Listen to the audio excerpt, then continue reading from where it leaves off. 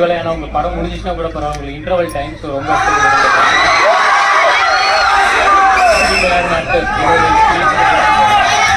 ரொம்ப நன்றி.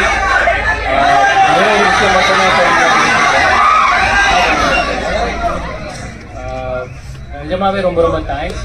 டீம் கேட்டுக்கிட்ட மாதிரி அந்த வாட்ஸ்அப்ல ஸ்டேட்டஸ் போடுறது மட்டும் கொஞ்சம் தவிர்த்தீங்கன்னா குட்டி குட்டி சர்ப்ரைஸ் வைக்கி அடுத்த இன்னும் 2-3 நாள் ஆடியன்ஸ் பார்க்கறது ஃப்ரெஷ்ஷாக இருக்கிறது வந்து ஒரே ரிக்வெஸ்ட் மட்டும்தான்.